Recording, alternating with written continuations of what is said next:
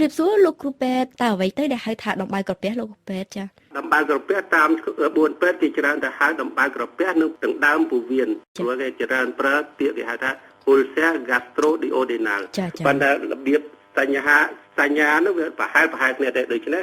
ដំបៅក្រពះគឺ ulcer gastric គឺជាដំបៅរលាកស៊ីខូងចូលទៅក្នុងសាច់ក្រពះដូចជាដំបៅបុកដែលបែកចេញខ្ទុះហើយយើងឃើញរុនខូងនៅលើខ្លួនយើងអញ្ចឹងដែរហើយទៅមូលហេតុអ្វីទៅដែលធ្វើឲ្យមានដំបៅក្រពះមានរោគអ្វីដែលជាប្រភពចម្បងនាំឲ្យបង្កើតដំបៅនៅក្នុងក្រពះចាមុននឹងជម្រាបនៅមូលហេតុដែលធ្វើឲ្យក្រពះយើងមានដំបៅនោះខ្ញុំសូមជូននៅសេរីវិទ្យា physiopathology បន្តិចដើម្បីឲ្យយើងស្រួលយល់ចាតាមធម្មតានៅពេលអាហារចូលទៅដល់ក្នុងពោះភាគចុងក្រពះគេហៅថាអង្គត្រ gastric ចាប់បញ្ចេញទឹករំលាយអាហារមួយយ៉ាងឈ្មោះ gastrin ដើម្បីបញ្ជាទៅកោសិកានៅជុំវិញជាយស្បែកក្រពះគេហៅថា cellule bordong de l'estomac ឲ្យបញ្ចេញទឹកអាស៊ីតក្លូរីឌ្រិកដើម្បីសម្រាប់រំលាយអាហារនៅពេលនោះដែរកោសិកានៅផ្នែកភាគកណ្ដាលស្បែកក្រពះក៏ចាប់បញ្ចេញទឹកស្លេសមួយយ៉ាងដើម្បីការពារស្បែកក្រពះកុំឲ្យរលាកនឹងទឹកអាស៊ីតក្លូរីឌ្រិកការបញ្ចេញទឹក gastrin អាស៊ីតក្លូរីឌ្រិកនិងទឹកស្លេសថ្លាគេហៅថា mucus umicin នេះមានភាពស្មើគ្នាជានិច្ចជាហេតុធ្វើឲ្យយើងជៀសវាងជំងឺដំបៅក្រពះ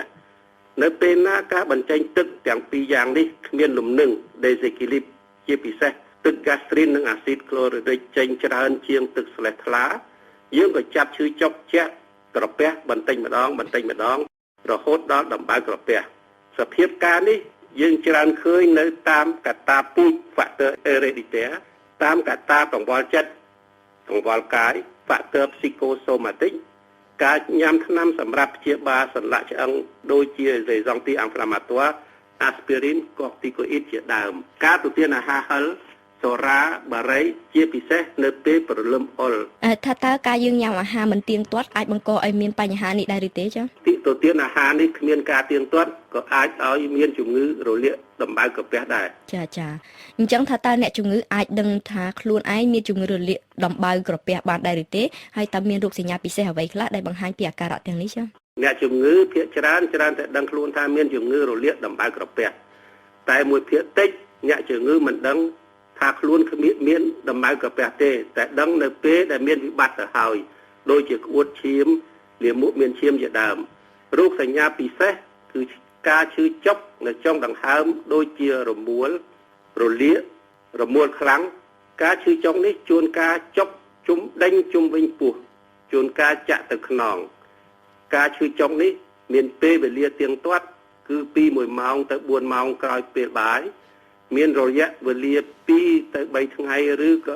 10-15ថ្ងៃបន្ទាប់មកអ្នកជំងឺបាត់ឈឺឈឹងដូចជាអញ្ចឹងអស់រយៈពេលច្រើនខែក៏មាន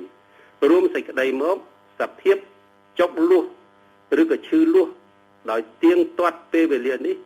ជាលក្ខណៈចម្បងនៃជំងឺដំបៅក្រពះចាអញ្ចឹងតើដំបៅក្រពះនេះអាចក្លាយទៅជាជំងឺមហារីកក្រពះបានដែរឬទេដំបៅក្រពះទាំងអស់អាចក្លាយទៅជាមហារីកក្រពះទាំងអស់បើយើងព្យាបាលមិនបានដិតដល់គឺមិនទាន់ពេលវេលាសូមបញ្ជាក់ថាកុំច្រឡំដំបៅក្រពះ ulcer gastric និងដំបៅ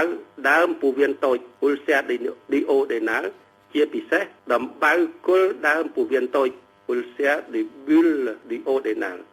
ដែលជាដំបៅមានសភាពញឹកញយជាងដំបៅក្រពះ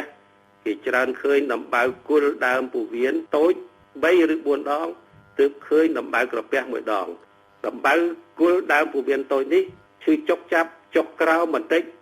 ហើយយឺតជាងពេលដំបៅក្រពះទៅទៀតគឺទៅ2ម៉ោងឬក៏3ម៉ោងក្រោយពេលបាយ